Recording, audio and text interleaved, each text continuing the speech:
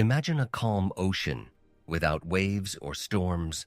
The water's smooth surface reflects the sky, and it seems as if there's nothing but emptiness beneath. But in reality, the ocean doesn't begin somewhere far below. It begins right there, just beneath the surface. We're used to thinking of the ocean as a single space, but in reality, it's a layered world. With every tens of meters, light, temperature, pressure, and even life forms themselves change. The ocean's vertical structure is more complex than many terrestrial ecosystems. Our journey is not horizontal. We are not sailing toward shores or islands. We are slowly descending, passing layer after layer, as if turning the pages of a single vast book. And the first page is the surface. A special environment exists at the boundary between water and air. It's rarely noticed, yet it's where most ocean processes begin. The top centimeters of water aren't just the surface, but a whole microcosm. Microorganisms, bacteria, microscopic algae, and tiny crustaceans live here. They're invisible without instruments, yet their biomass makes up a colossal share of the ocean's life. A little deeper, a zone begins that could be considered familiar to humans. This is where ships navigate, submarines navigate periscope depths, and divers dive.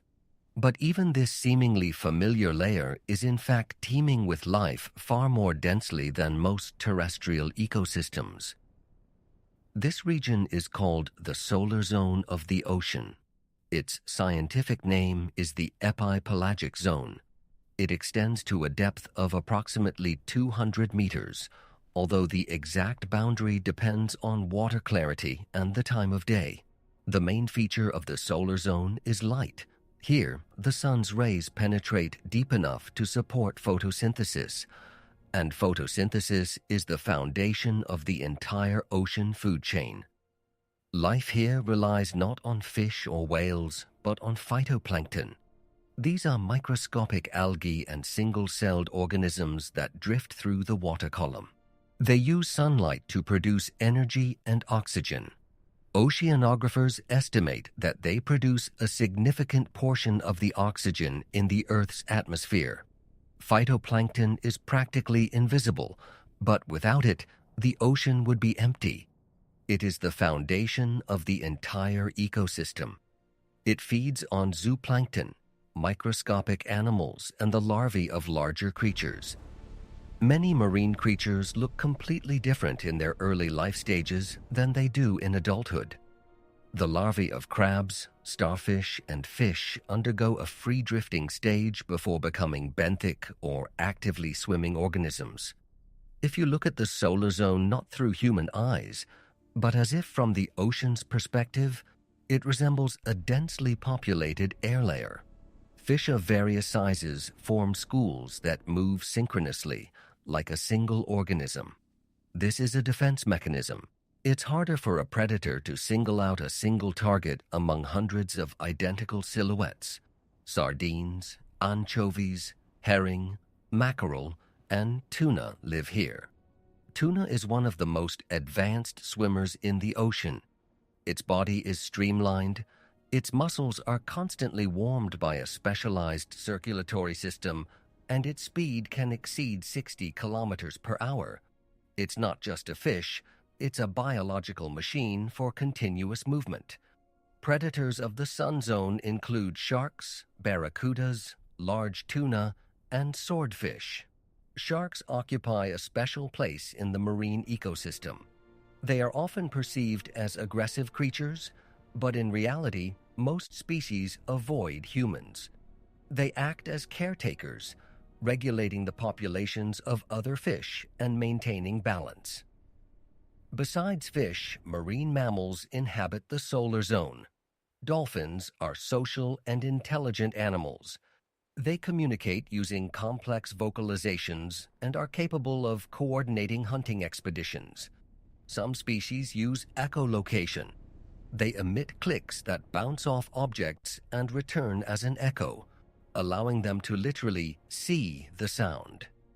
Despite their size, whales often feed on small organisms. The blue whale, the largest animal in the history of the planet, primarily consumes krill, tiny crustaceans a few centimeters long. Its existence exemplifies how enormous life forms can depend on the smallest organisms. Sea turtles deserve special attention. They can travel thousands of kilometers, navigating using the Earth's magnetic field. Some species return to the same beaches where they hatched decades later. But the solar zone isn't just home to large animals. A special type of creature lives here: gelatinous organisms. These include jellyfish and siphonophores. A siphonophore may look like a single creature, but it's actually a colony of specialized organisms united into a single body. Some siphonophores reach tens of meters in length, making them among the longest living creatures on the planet. Looking down into clear water, you can see how the color gradually changes. Red hues disappear first, followed by orange and yellow. Blue light penetrates the deepest. This is why many marine animals have silvery or bluish hues, natural camouflage. But even in the sunlit zone, life follows circadian rhythms. At night, many creatures rise closer to the surface, and during the day, they dive deeper.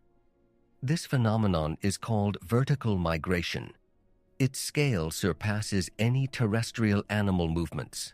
However, our path lies downwards. With each meter, the light becomes dimmer. The water temperature gradually drops. The sounds of the surface disappear. We are approaching the boundary of the next layer, the zone where the sun is no longer the master. At a depth of about 200 meters, the ocean changes noticeably. The light is no longer uniform. It comes only from above and is no longer dispersed as widely. Silhouettes become more important than details. Colors lose saturation. The ocean's twilight zone begins, the Mesopelagic Zone. This is the space between light and total darkness. It's a transition point where the laws of survival begin to change. What follows is a world where eyes grow larger, bodies thinner, and light rarer. And that's where we'll dive into in the next part. If you descend further, below the solar zone boundary, the first sensation is not fear or cold. It is a loss of color. Red disappears completely. Orange dissolves next. Yellow lingers a little longer, but it too soon vanishes. What remains is a blue-gray world in which everything appears as if shrouded in a light haze. Objects lose their outlines and distances become deceptive. What seems close may be tens of meters away, and a large object in the distance may appear as a small shadow. We're entering the ocean's twilight zone, a layer extending from approximately 200 to 1,000 meters. There's still light here, but it's no longer sufficient for photosynthesis. This means that plants and algae no longer form the basis of life. Energy comes from above, in the form of organic particles falling from the solar zone. Oceanographers call this phenomenon marine snow. In fact, it's not snow in the traditional sense. It's tiny particles, plankton debris, microscopic fragments of algae, animal waste, and sometimes even tiny shell fragments. All of this slowly descends, like an endless, gentle rain. For many creatures in the twilight zone, this flow becomes the primary food source. Unlike the upper layer, where active movement dominates, life here is often structured around energy conservation. Movements become slower, body shapes become more elongated, muscle mass decreases, giving way to lightness and flexibility. One of the most numerous inhabitants of this depth is lanternfish. Despite their modest size, their biomass is enormous. These fish get their name from their photophores, luminous organs located along their bodies. Different species have different photophores, like unique signatures. The light can be used to recognize other fish, confuse predators, or provide camouflage.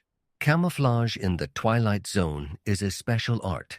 Here, predators often look upward, scouting for silhouettes against the faint surface glow.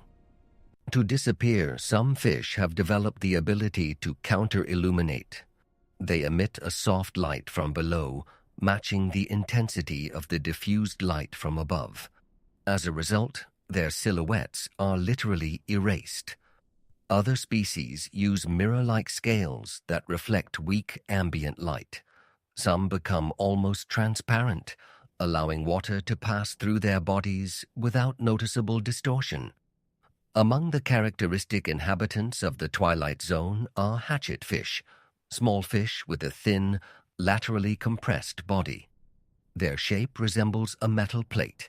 The silvery surface reflects light, and their large eyes are directed upward to detect any changes in brightness. Another large group is the bristlemouths. These small fish have relatively large mouths and slender bodies. They are rarely seen by humans, but can outnumber most other ocean vertebrates. Their success is due to the simplicity of their strategy, minimal energy expenditure, and high adaptability to scarce food. In the twilight zone, the eyes become a vital survival tool. In many fish, the eyes are disproportionately large relative to their body size. The retina contains the largest number of light-sensitive cells, allowing fish to detect even the slightest changes in brightness. Some species can detect bioluminescent flashes from a considerable distance. This is where bioluminescence comes into play. Light produced by living organisms is not uncommon, but almost ubiquitous. It can be blue, green, and sometimes white. Red light is extremely rare, as it is quickly absorbed in water and is ineffective. Bioluminescence is used for communication, defense, attracting prey, and camouflage. Among the most unusual fishes of the twilight zone are dragonfish. Some of them have the ability to emit not only blue or green light, but also dim red light. The paradox is that most deep-sea creatures cannot see the red spectrum. Thus, dragonfish can illuminate their prey while remaining virtually invisible to it. This is a rare example of hidden illumination in nature. Besides fish, squid are common in the twilight zone. They are distinguished by their highly developed nervous system and the ability to rapidly change color. In low light, these are not bright flashes of color, but subtle changes in shade and contrast, allowing them to blend into the background. Some squid have luminescent organs on their undersides, also using backlighting. A separate group consists of gelatinous organisms, jellyfish and comb jellies. Their bodies are composed almost entirely of water, making them energetically efficient. They pulse slowly, expending little energy. Comb jellies move using rows of microscopic cilia that refract light, creating an iridescent effect.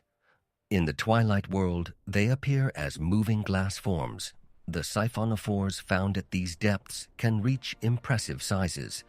Despite the appearance of a single creature, they represent a colony of specialized organisms united by a common structure.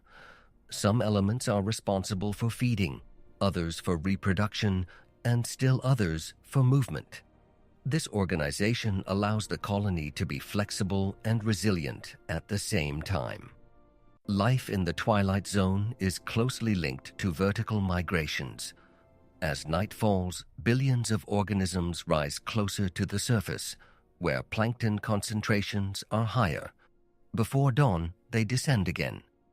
This daily migration influences the distribution of nutrients and plays a role in the planet's global biogeochemical cycles. Large predators from the upper layers also regularly dive here. One of the most impressive divers is the sperm whale. It can hold its breath for over an hour and descend to depths where light disappears completely. Its main prey is large squid. For orientation, the sperm whale uses echolocation, creating powerful sound pulses and analyzing the reflected signals. In the twilight zone, sound becomes a more reliable reference than sight. Water conducts sound waves well, and many creatures take advantage of this property. Some fish are able to detect the slightest vibrations in the water using their lateral line, a sensory organ running along the body. The temperature in this layer is significantly lower than at the surface. Solar heat barely penetrates here. The pressure increases with every tens of meters, and by the lower boundary of the twilight zone, it becomes dozens of times higher than atmospheric pressure. Organisms are adapted to these conditions. Their bodies contain few gas cavities, their tissues are more elastic, and their metabolism is slower. As we approach the 1,000-meter mark, the light disappears completely. First, it becomes a faint gray glow from above, then a barely noticeable hint, and then nothing. The boundary between the twilight zone and the next isn't marked by a line. It's a gradual fading, the moment when the eyes cease to be the primary instrument of perception. Beyond that, a space begins where natural sunlight no longer plays a role. Here the ocean ceases to be an illuminated world and turns into a world of inner light, light that is created by living organisms themselves. This is where we will continue our dive further. Below about 1,000 meters, the ocean changes completely. If a faint glow from above could still be discerned in the twilight zone, now even that disappears. There is no longer natural sunlight. Day and night lose their meaning. Time of day ceases to exist as a reference point. This is the ocean's midnight zone, or Bathypelagic Zone, a space ranging from 1 to approximately 4,000 meters deep. The water temperature here remains close to freezing, typically between 2 and 4 degrees Celsius. The pressure increases hundreds of times compared to the surface. In such conditions, conventional notions of life cease to apply. The first thing that changes is the role of vision. Eyes either become enormous, adapted to detecting the slightest flashes of light, or conversely, they shrink and become ineffective. For many bathypelagic inhabitants, vision is not a way to see the world, but a way to notice the light of other creatures. Because the main source of light here is the organisms themselves, bioluminescence in the midnight zone is neither uncommon nor exceptional.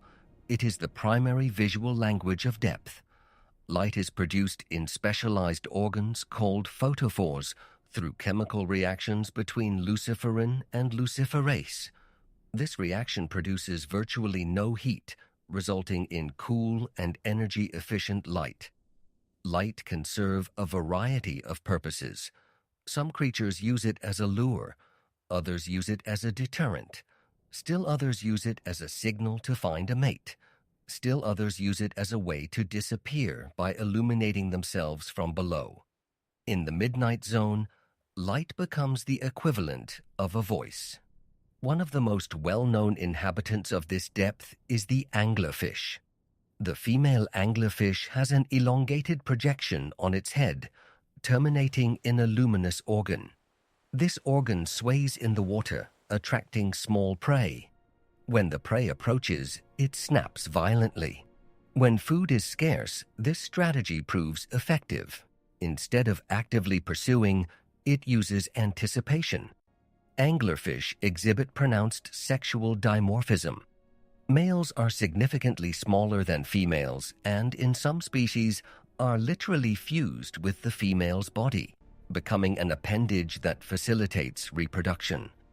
This is an example of extreme adaptation to an environment where encounters between individuals are extremely rare. Another characteristic inhabitant of the Bathypelagic Zone is the viperfish. Its body is elongated and its jaws are equipped with long, needle-like teeth that don't always fit in its closed mouth. These teeth serve not so much to tear prey as to hold it. Losing food in the deep means missing a rare opportunity for survival. Dragonfish also occupy a prominent position among the midnight zone's predators. Some species have the ability to emit red light, making their hunting almost invisible to most potential prey. Their bodies are often slender and dark, with minimal light reflection. Soft-bodied organisms are common in these depths. Skeletons become less massive, muscles less dense. This is due to energy conservation. Food supply is irregular, so excess mass becomes unprofitable. Organisms adapt to a slow-moving existence, where every movement must be justified. Among fish, the deep-sea hatchetfish stands out. It's a relative of Mesopelagic species, but larger and adapted to complete darkness. Its eyes are directed upward, and its body remains slender and silvery. Although it reflects almost nothing, only occasional bioluminescent flashes. Besides fish, the midnight zone is home to a variety of cephalopods. Squid here become slower and more economical in their movements. Some species are capable of changing not only their color, but also the transparency of their tissues. Others use luminous organs to confuse predators, creating brief flashes or clouds of light. The vampire squid occupies a special place. Despite its name, it is not an aggressive predator. Its body is dark, almost black, with membranes between its tentacles that can be opened to form a kind of cloak. The vampire squid feeds primarily on organic particles falling from above and uses the glowing tips of its tentacles for defense and to disorient predators. In the midnight zone, a significant proportion of the biomass is made up of gelatinous organisms. Jellyfish, siphonophores, and ctenophores often have luminous structures. Their bodies are almost weightless, drifting slowly with the currents. This lifestyle allows for minimal energy expenditure, which is especially important in conditions of food shortage. One of the largest and most mysterious creatures of these depths is the giant squid. It is rarely seen by humans, but traces of its existence have been found in the stomachs of sperm whales. Its long tentacles are equipped with serrated suction cups. In dark water, it uses sensory organs to detect movement and likely navigates less by sight than by mechanical signals. Sound travels over long distances in the midnight zone. Many fish and mammals use it as their primary means of perception. Echolocation, characteristic of cetaceans, allows them to form a sound map of the surrounding space, replacing vision. The water temperature here is almost constant, close to freezing. Seasonal surface changes do not reach this depth. The pressure becomes extreme. At a depth of 3,000 meters, it is more than 300 times greater than atmospheric pressure. Organisms are adapted to these conditions at the molecular level.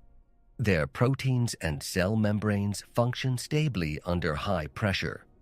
Feeding in the Bathypelagic zone remains irregular. The main source of energy is still marine snow, as well as occasional large objects that sink from the surface. Fish bodies, jellyfish, and sometimes even whale remains. The fall of a large object to the depths becomes a significant event for an entire local ecosystem, capable of surviving on this resource for months. Movements here are rare and economical. Sharp jerks occur only during hunting or defense. Most of the time, the creatures drift slowly or hover in the water column. Visually, this space appears almost motionless, but in reality, it is filled with slow life. The midnight zone is not a void. It is a world of rare flashes of light, quiet movements, and long pauses. Here, life doesn't disappear. It becomes different. Less noticeable, less fleeting, but no less complex. Below the Bathypelagic zone, the ocean continues to deepen.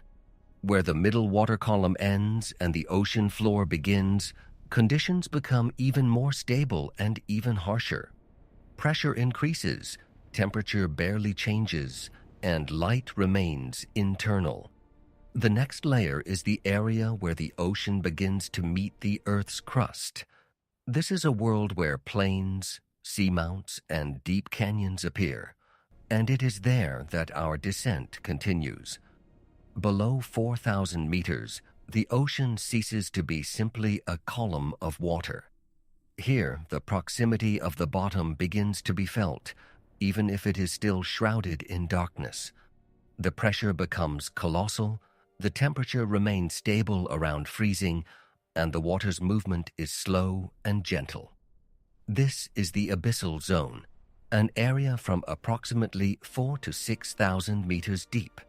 If the midnight zone was a world of rare flashes of light, then the abyssal zone is a world of stability. Here, there are almost no sudden changes. There are no seasons, no diurnal cycle, no storms. Surface storms and winds do not reach this depth. Conditions remain virtually the same for years and decades. The abyssal zone occupies a vast area of the planet. Most of the ocean floor lies in these depths. These are plains covered with a thin layer of silt formed by millennia of sedimentary particles. If you imagine the landscape, it would resemble a desert, not sandy, but soft, almost dusty. But unlike a desert on land, there is no wind and no sky here, only slow-moving water and silence. Life exists here, but it is sparsely distributed. Organisms do not form dense aggregations. Large distances between individuals are the norm. Food is supplied irregularly, and any feeding opportunity is utilized as efficiently as possible. One of the characteristic inhabitants of the abyssal zone are sea cucumbers, or holothurians. They move slowly along the bottom, processing sediment. Their nutrition is based on organic particles contained in the mud. Essentially, they act as filter feeders and recyclers, cleaning the bottom surface and extracting from it the remaining energy received from above. Nearby, you can encounter starfish and sea urchins adapted to high pressure. Their bodies are softer and more flexible than their shallow water relatives. Some species have elongated rays or unusually shaped shells, which help them navigate soft bottoms. Among fish in the abyssal zone, there are species with reduced skeletons and large heads. One example is the tripod fish. Its elongated fins allow it to stand on the bottom, as if on 3 legs. It navigates not so much by sight as by its sensory organs, which detect the slightest vibrations in the water. This zone is almost devoid of plants. Sunlight doesn't penetrate at all. Energy sources either fall from above or are linked to geological processes. This is where unique ecosystems emerge that don't rely on photosynthesis. We're talking about hydrothermal vents, cracks in the ocean floor from which hot, mineral-rich water bubbles up.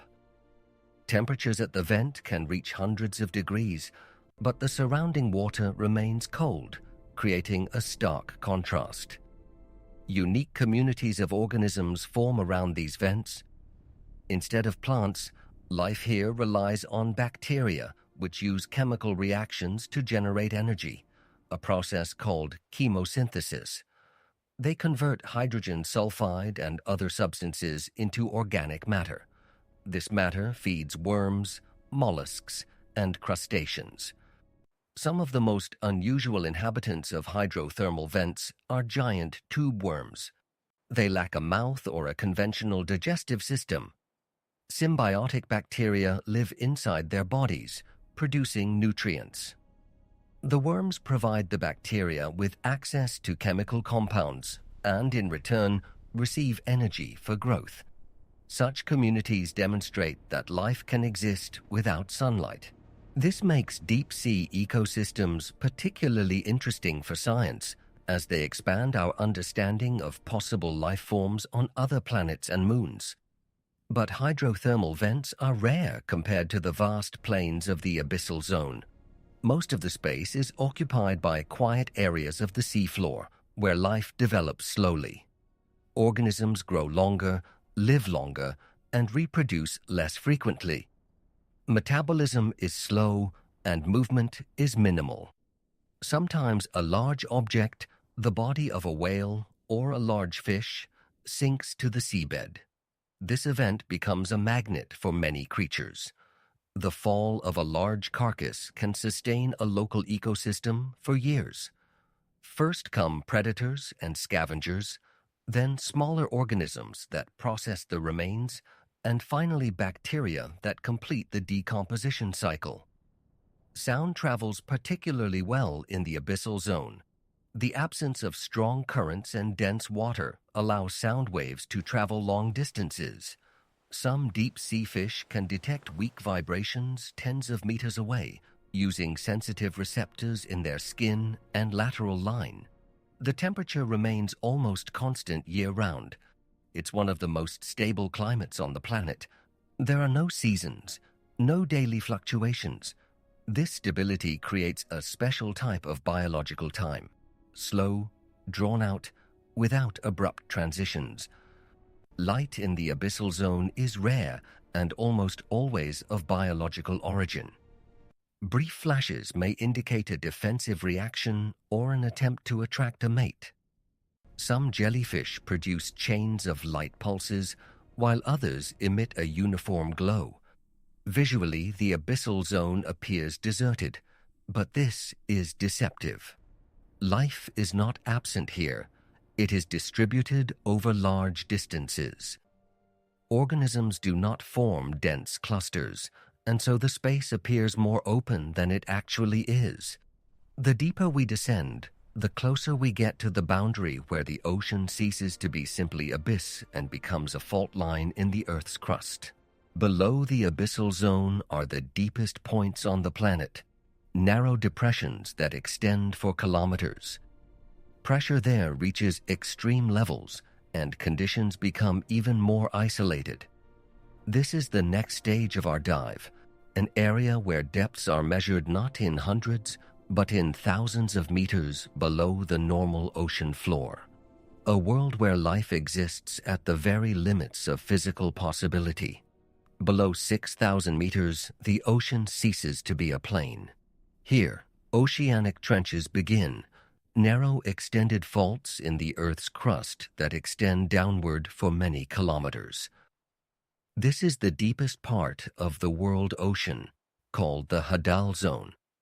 The word comes from the ancient Greek Hades, meaning underworld, and this name reflects not danger, but the degree of remoteness and isolation. The hadal zone begins where the normal ocean floor ends. Its depths can exceed 10 kilometers. The pressure here reaches over 1,000 atmospheres, the weight of enormous masses of water compressed within narrow geological faults. The water temperature remains near freezing, and light is completely absent. Not a single ray of sunlight reaches these places. However, life exists here. The first thing that distinguishes the hadal zone from the preceding layers is the spatial shape. While the abyssal zone consisted of vast plains, the hadal zone features vertical walls, scarps, and deep canyons. Sediments accumulate here slowly, and the relief is shaped by tectonic processes. The Earth's crust in these areas is constantly under pressure and movement. The most famous point in the hadal zone is the Mariana Trench in the Pacific Ocean. Its deepest point, Challenger Deep, extends almost 11 kilometers below sea level. For comparison, if the tallest mountain on Earth were placed in this location, its summit would still be underwater. Hadal zone organisms are adapted to extreme pressure at the molecular level. Their cell membranes have a special lipid composition that allows them to remain flexible. Proteins and enzymes function stably in areas where they would otherwise be destroyed in surface organisms. Their bodies are virtually devoid of gas cavities, eliminating the risk of compression. Among the characteristic inhabitants of the hadal depths are amphipods, small crustaceans resembling amphipods. They feed on organic debris that falls from above. Despite their modest size, they form a significant portion of the biomass of these depths. Among fish, hadal snail-like fishes or liparids stand out. Their bodies are soft and translucent, their skeletons are lightweight, and their muscles are not overly developed. They are neither fast nor aggressive. Their survival strategy is based on resilience and minimal energy expenditure. These fish are capable of existing at depths where the pressure would destroy most other vertebrates. Sea cucumbers, polychaete worms, and bacteria that form thin biological films are found at the bottom of the basins. Nutrition here, as above, depends largely on marine snow, slowly falling organic particles. However, due to the shape of the basins, this flow can be concentrated, creating localized areas of increased food availability. Sometimes large objects, whale remains, or large fragments of organic matter descend into the hadal depths. Such events become a center of activity for years. Scavengers and bacteria gradually process the materials, forming temporary ecosystems that persist until the resources are completely decomposed. The acoustic environment of the hadal zone is exceptionally pure. The absence of strong currents and the confined space of the basins create conditions in which sound waves can reflect off the walls and propagate over considerable distances. Some organisms use mechanosensitive receptors to detect weak vibrations in the water. Despite the extreme conditions, the hadal zone is not completely static. Slow geological processes occur here: the movement of tectonic plates, the formation of cracks, and underwater earthquakes. These phenomena are rarely felt on the surface, but below they can change the topography and structure of the seafloor. Light in the hadal zone is almost always of biological origin and is less common than in higher layers. Bioluminescence is used sparingly. Flashes are short and infrequent. In the complete absence of sunlight, even a faint glow becomes a noticeable landmark. An interesting feature of hadal ecosystems is their isolation. The basins are separated by thousands of kilometers of normal ocean floor. This leads to the formation of unique communities of organisms that develop separately from one another. Some species can exist only in one specific basin. The lifespan of organisms here is often longer than in the upper layers. A slow metabolism and stable conditions facilitate long-term survival without drastic environmental changes. Growth occurs gradually, and reproduction can be infrequent but effective. Human dives into hadal depths are rare. Specialized vehicles withstand the pressure thanks to spherical bodies and special materials. Even with modern technology, this remains a challenging task, highlighting the extreme remoteness of these places from everyday human reality. The hadal zone isn't the edge of life, but its limit of sustainability. There are no vibrant ecosystems here, no vibrant bursts of biodiversity. Instead, there's a slow existence based on adaptation to pressure, cold, and darkness.